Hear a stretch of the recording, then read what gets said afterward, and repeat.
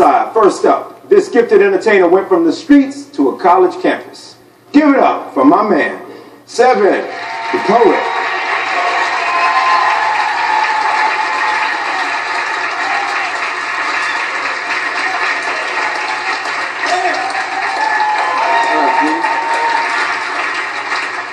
Real quick, very loudly, could everybody say, I teach? I teach. I was told, teachers aren't created, they are born. I am cut from a different fabric. I guess that's what makes me bona fide, certified. My classroom management is classic.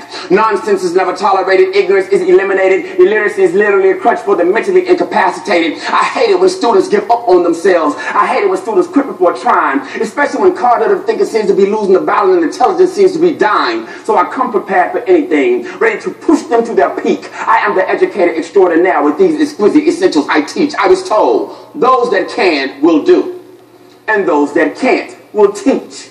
Are you kidding me? I do the impossible in my classroom. Most of you can't do me.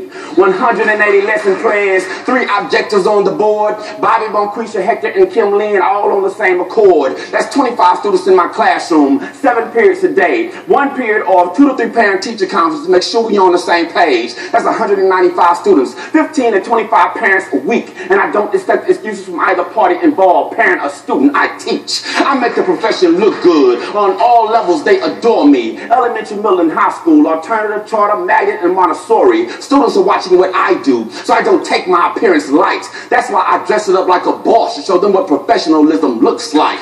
My ensemble is untouchable. My hair and shoes are on the one. It's hypocritical to tell students to dress professional if we don't show them how it's done. So you won't hear that speech about how poor I am, what I can't afford to purchase. Because I step in my classroom looking like a bum, I'm doing my students a disservice. Giving me lemons. I make fashionable lemonade refreshing and magnanimously tasty. Translation, I make thrift stores, Goodwill, Target, and Walmart look like Nordstrom, Saks, or Macy's. See, when you look good, you feel good. And when you feel good, the day can be sweet. So when my students step in my classroom and look at me, I look like I came to teach. I teach like life depended on it, and incompetence is a cancer. So I'm an oncologist in my classroom, and education is the answer. I teach with passion. I teach with purpose. I teach with wisdom because it's worth it. I teach like enlightenment is as timeless as classical music, so every note must be perfect. I'm just scratching the surface. Watch how quick I get deep. Middle of the day, prime instructional time. My principal doing walkthroughs, stuck her head in and take a peek. Lights off. Students' heads were down. You couldn't hear a peep. I laid back in my seat,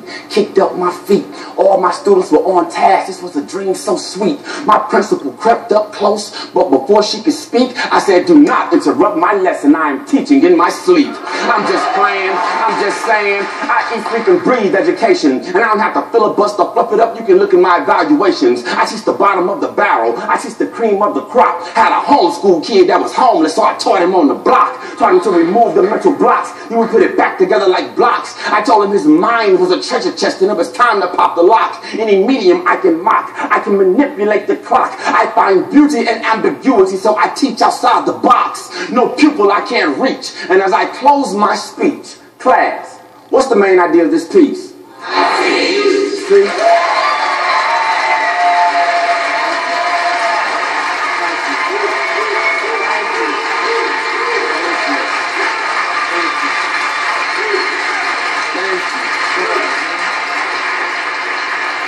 Alright, first up is an artist who was nicknamed by her mentor and my good friend Neo as the new voice